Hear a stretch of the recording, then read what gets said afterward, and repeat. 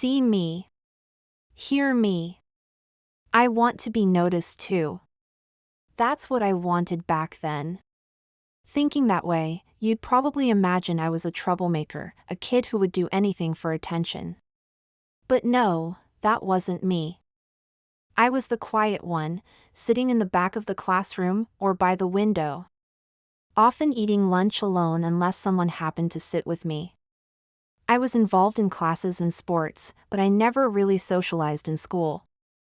I just stayed out of trouble. My very first dream was to become a famous model. I imagined walking down the runway, with everyone finally seeing me, finally noticing me, thinking how pretty I was. Of course, that was a child's thought. I didn't realize back then that models face more judgment on their appearance than almost anyone. At school, I never felt like anyone wanted to get to know me. I always chalked it up to not having the trendy clothes or shoes. My hair was always done by my mother, and I wasn't allowed to wear any makeup, not even lip gloss, until the 9th grade.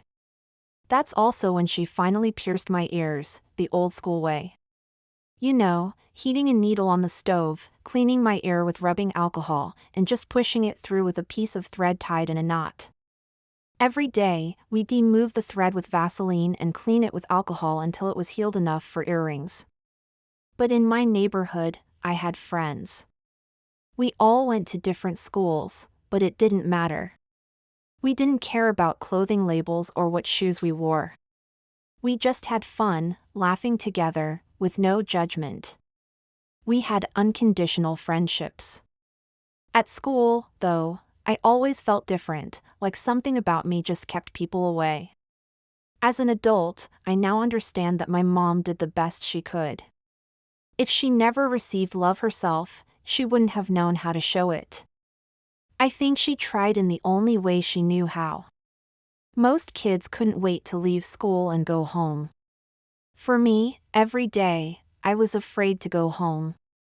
School wasn't always great, but home was scarier. I would pray my mom had a good day at work, because if she didn't, she would take it out on us. We would sit on our beds, making sure the house was spotless, trash bins empty, no soap scum anywhere.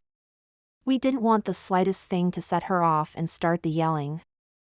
I can only remember my mom telling me she loved me maybe once or twice in my entire life. But I know she did, in her own way.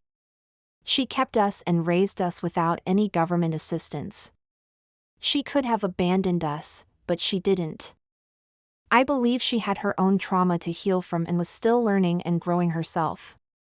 Reflecting on it now, I realize that's why I wanted to be a model. It wasn't about the job. It was about being on center stage, where all eyes would finally be on me, where I could finally get some good attention. I let that dream go once I realized it wasn't realistic for me, and it didn't truly fit who I was. As I got older, I wanted to create the family I always wished for as a child and be the mother I always needed. This desire still came from that same subconscious feeling of what I thought I was missing. And as I think about this now, I may not have the exact family structure I wanted to give my children, but I have worked so hard to show them and tell them every single day how much I love them. I want them to know that God loves them, and I want them to truly feel what it's like to be loved by someone unconditionally. Am I a perfect parent? Absolutely not. But I try my best, and I work on being a better human being every single day. Life starts throwing curveballs at us early on. Some of them hit hard and leave deep damage that takes a long time to heal. Others leave lighter scars that still need attention.